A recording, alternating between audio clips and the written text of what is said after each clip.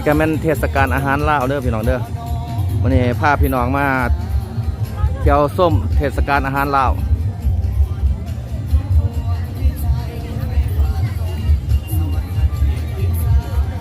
ซึ่งจัดขึ้นอยู่ทางแคมป์ของท่าวัดจันทร์นั่นเองนะพี่น้องกสิพาทานผู้ชมเข้าไปแต่ละบูธเนาะมันจะมีอาหารครบด้วยนี่ก็เป็นบูธทั้งเครื่องดื่มเบียร์เหล้าเนี่ยผลิตภัณฑ์เบียร์เหล้าเครื่องดื่มทุกประเภทได้เนี่ย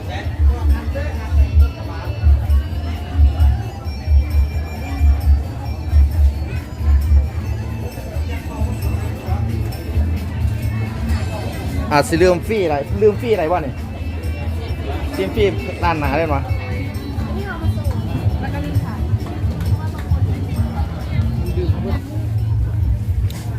กินแล้วครับที่กินก้าเราไปกินเบียร์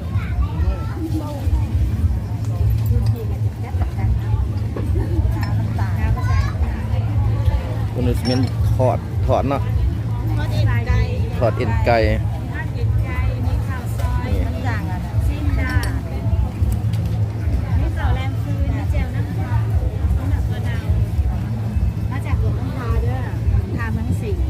ทางเมืองสิงห์ผลบอลเนี่ยแมนสูตรของทางทั้งสิ่งเลยหนักกว่าซอยของเขาหนัก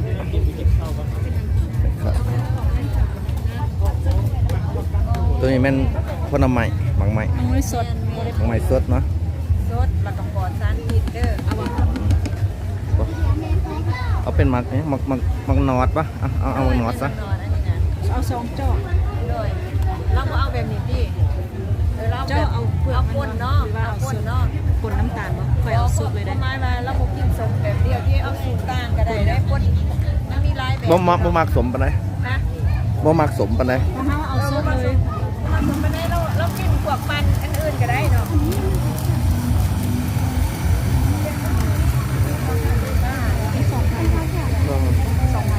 เบิ่งดูอันนี้เขาเอิ้นผักอย่างคอนเทนต์เฟสเดี๋ยวก็จะพอเปลี่ยนโปรกันแป๊บนึง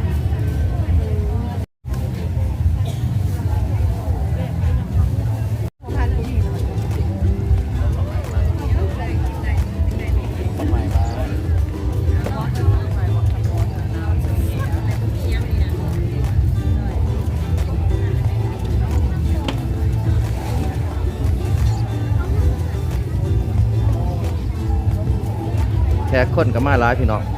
มาเที่ยวส้มปีหนึ่งมีเท่านึงเทศกาลอาหารลาวนี่สิเป็นทาง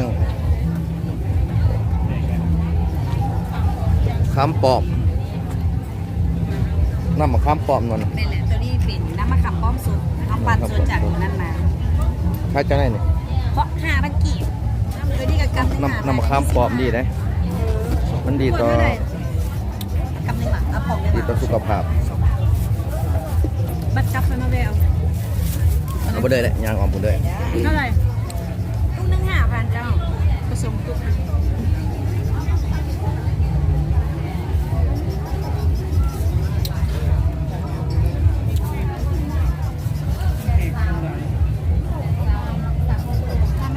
ถ้ามันแห้งแล้วมันได้ลายเป็นซีนยาปั๊มตัวนี้แหละดำเป็นเจลกันมาเนี่ยเจียว เกี๊ยวปลาแดกเกี๊ยวปลากระเต้าครบสุดเลยเนาะ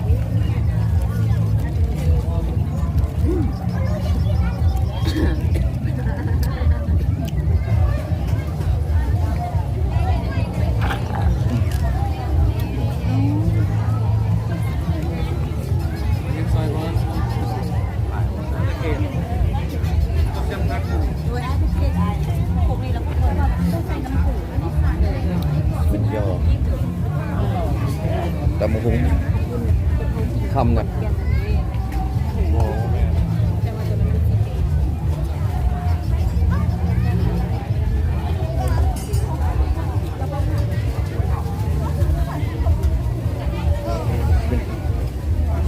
ผลประกัดเตาเจ้าปลาบับ เ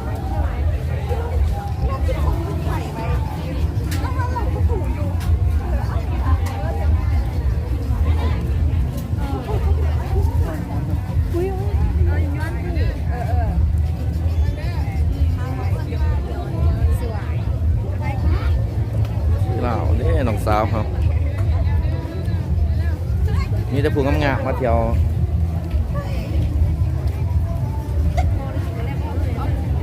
ละลายมันจะแล้ว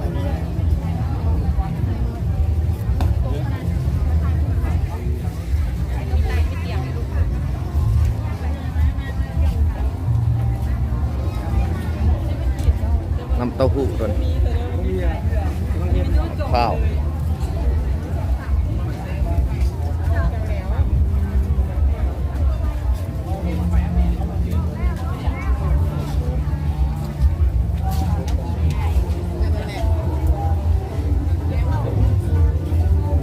มีสิเป็นพวกปลาแหลกตัวนี้โอ้ปลาแหลกที่เป็นทั้งไตครับผมเนี่ยผมสนใจ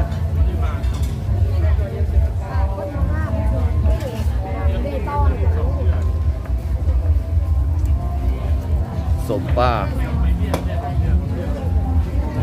น้ำตาลน้ำอ้อยผสม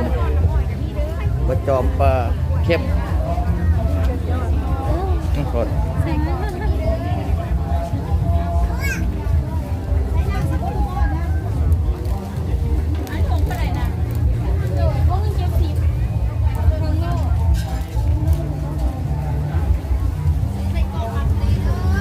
ปลากระเต้าตัวนี้แมนบ่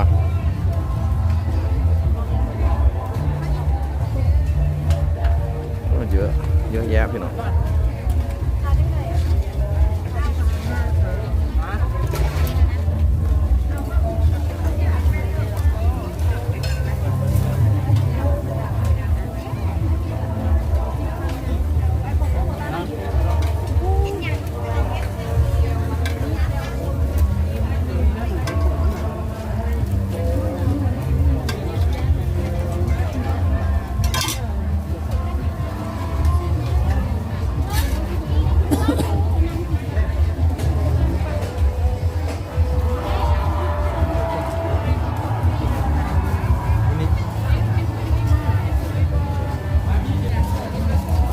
อาหารก็สิมีแต่ละท้องถิ่นพี่น้องบ่คือกัน แต่ละแข้งมารวมตัวกัน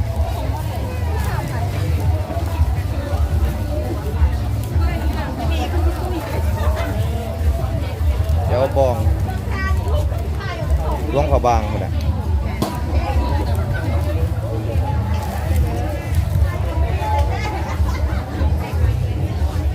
ไข่แพนทั้งหลวงพระบางพี่น้อง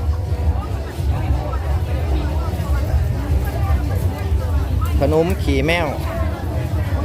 ขี่หนู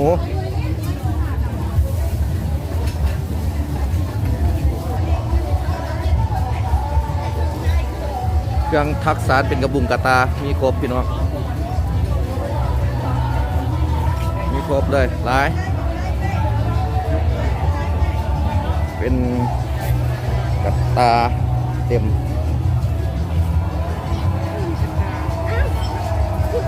นี่เป็นผ้าฝ้ายเนาะแข็งจะมาซักกันบ่โอ้เลยนี่ก็แม่เขาแข็งจะมาซักแม่นบ่โอ้แม่นเบิดเนาะ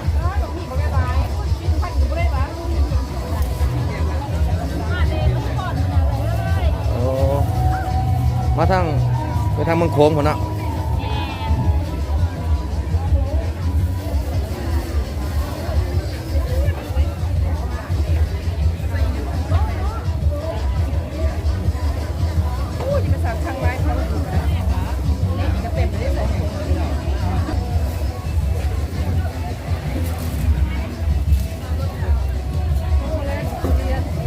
กินกระแดมฟรีของพี่น้องเขาเองเลย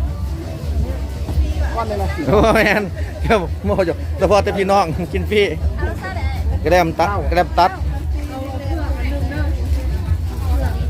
ทางน้องผาหญ้าเนี่ย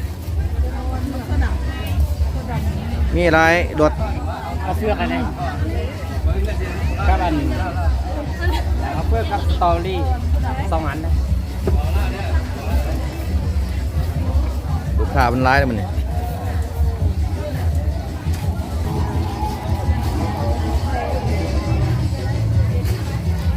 มาเกียงสดมาเกียงสด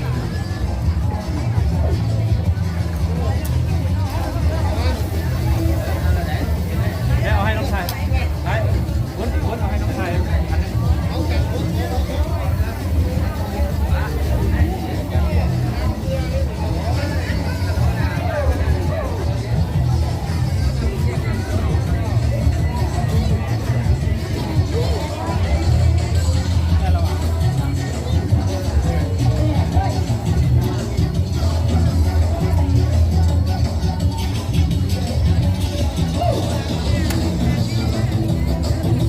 นี่ก็เป็นโซนออกกำลังกายพี่น้องมันอยู่บริเวณแคมป์คลองด้วย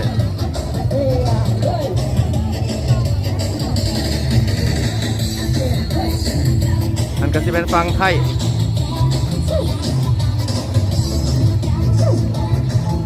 ฟังไทยอำเภอศรีเชียงใหม่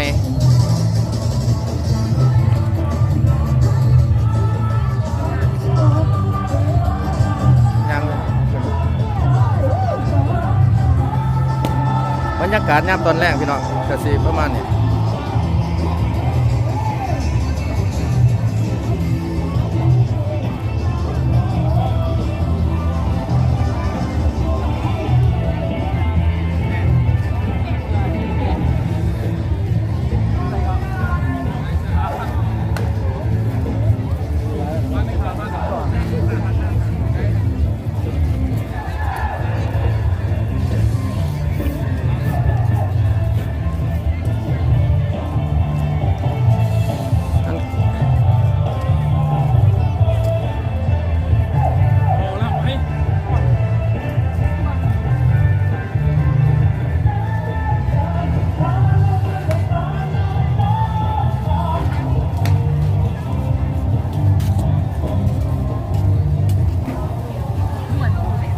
เป็นสินไม้เล่า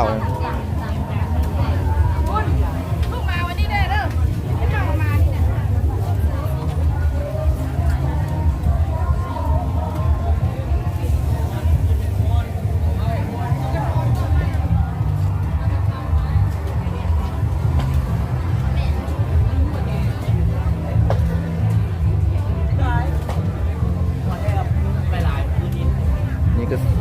เป็นโอ้เป็นหยังเครื่องเงินเครื่องคำก็จะเป็นฝีมือของลาวเขาเองนี่แหละพี่น้อง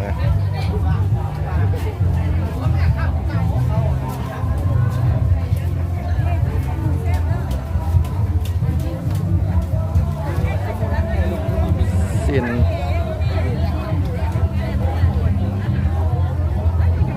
โดยนั่งใหญ่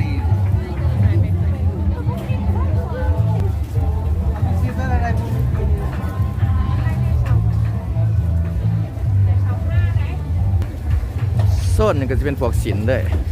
พวกศิลป์ทั้งนั้น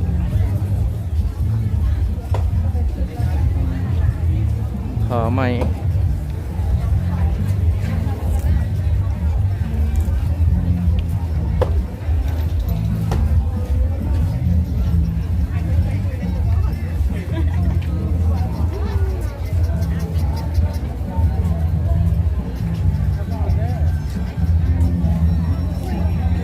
ก็จะเป็นโอ้เครื่องฆาตกรรม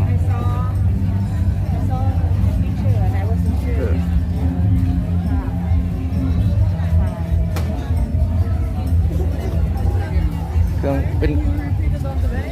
โอเงินโอค่ำโอเงินโอทองค่ำโมมีหรอก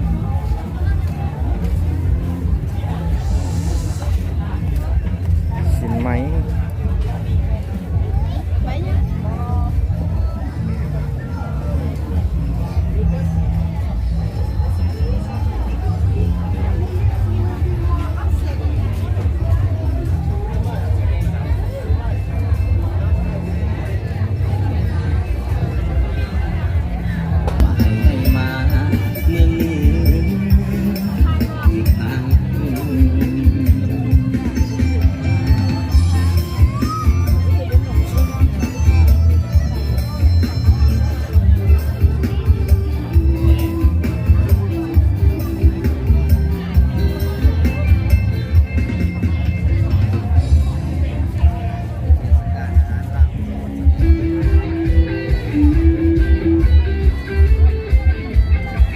ไฟแสงสีมาด่ะ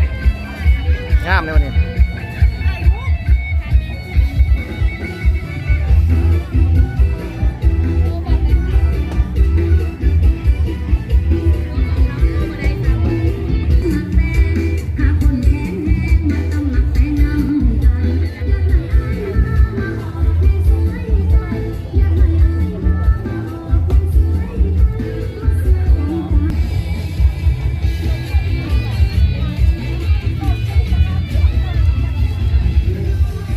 พันธุ์ของกาแฟลาวเฮือง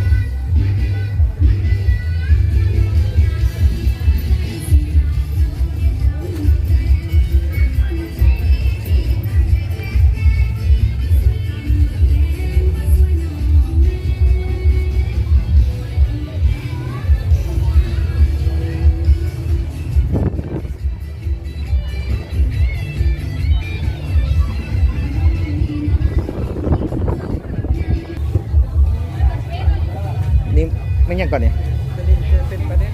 ปลาแหลกพงบ่โอ้ปลาแหลกพงเนาะตัวนี้ปลาแหลกน้ำเนาะ ตัวนี้ซ้ำเลย ของลาวเขาเองเนาะ โดยตัวนี้จะใช้อาหารตัวนี้จะซ้ำธรรมดาตัวนี้จะซ้ำลูกกระบะ โอ้นี่สุดร้องเข้าบ้านตัวนี้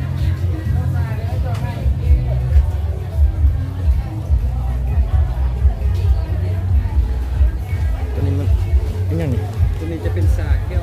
ซาเขียว คือเขี้ยวคู่ซาจ้ากัน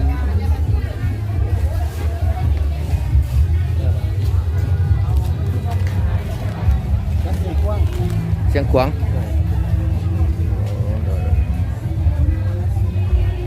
ใช่มาดัง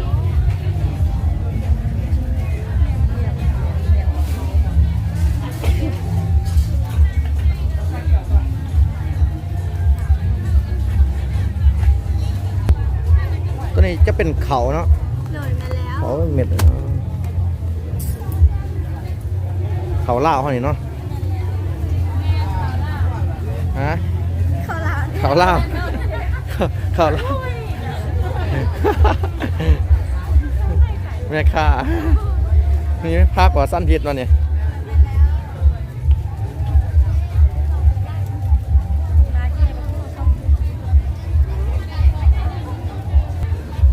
ส่วนพักปลอดสารพิษอยู่นี่ แล้วนั่นแล้ว มีแต่พักปลอดสารพิษเบิด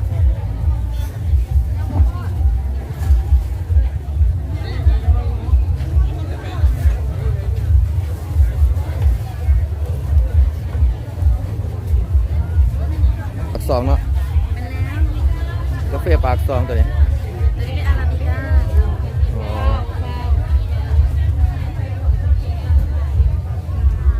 เป็นจ้อก็มี ซิมฟรีเป็นยังไงนี่เป็นน้ำยังน้ำไม้ โดยน้ำหมึกไหม น้ำมังไม้เนาะ ก็ได้แม่นมากิน ซิมไหนบ้างเนาะ ชิมได้ ก็ได้แม่นมากิน ซิมฟรี อันนี้น้ำหมึกเป็นจ้อ ดูนี่มากมัน น้ำหมึกเป็นสดเลยนะ บริมาณ นี่น้ำหมักน้องอ่ะ แซ่บอยู่เนาะ ขอบใจ ตัวใดแม่ซีมิวน้ำมันหวดเดียว เอาซิมด้วยไหม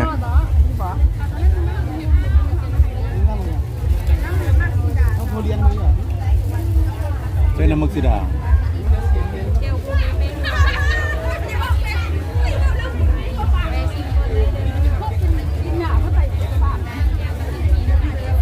ข้าวนมตัวนี้ขนมเขาวเขียบด้วยนี่ทางสาวเพิ่นขาย คนขายกะงามนี่เป็นกอกโคบเขายังมื้อไหนแซวซาด้วยนี่แซวมื้อไหน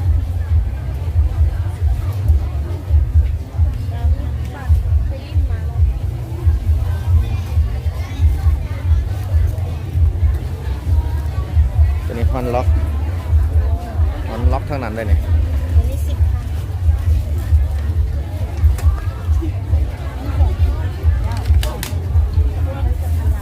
ค่ะหมักส้มนะ ส้ม เด็กซีนเจ๋งได้เด้อหมักแบบไหน เจียว สมเด็จทูบด้วย เจลมี3เจล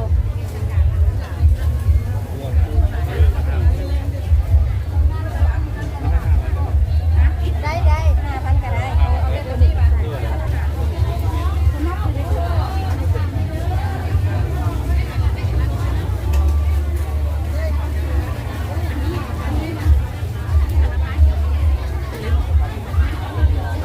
ไม่โอ้บอกฟางบอกหน่วยใหญ่ได้เนี่ย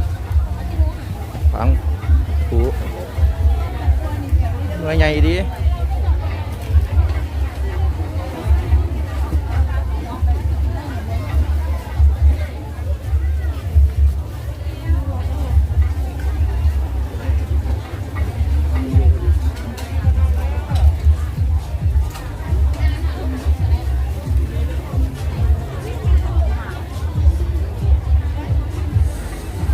เป็นขนม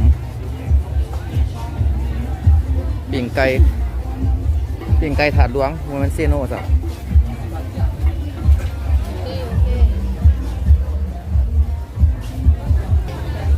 ส่วนนี้จะเป็นขนมเนาะเป็นขนมเมื่อนะพี่น้องเลยครับสตรอเบอรี่ลาวมะม่วง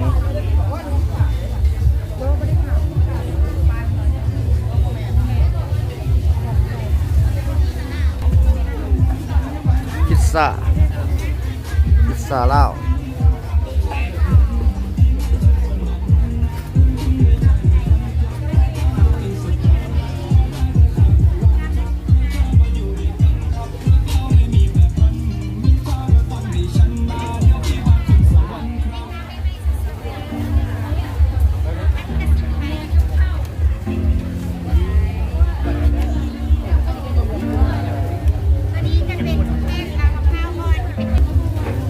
แม่งใหม่พี่น้อง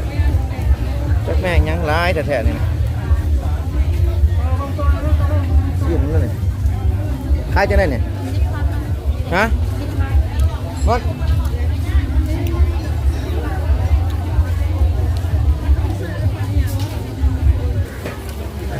นี่หนึ่งลักแหล่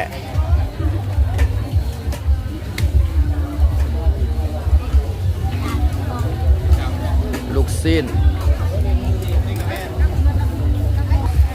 คนกับคอนขางขับขาหน้าเนี่ยนะพี่น้องได้คนต้องส่วนพี่น้องถึงสิมีโควิดกะยาทางต่างประเทศแต่ประเทศเท่านี้สบายนะพี่น้อง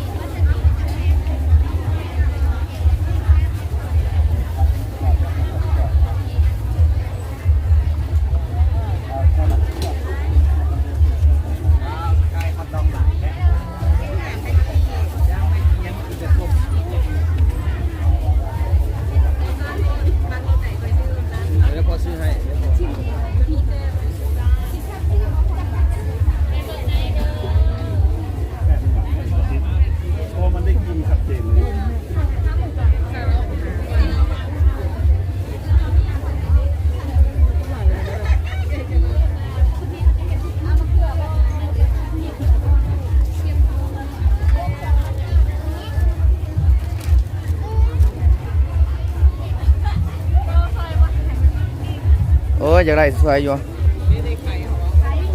เมื่อไหร่สิมาอยู่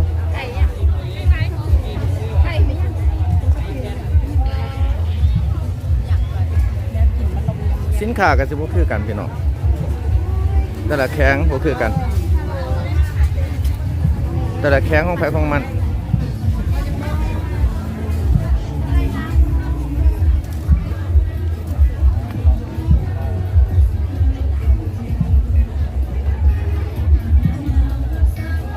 ส่วนนางผักผ่อน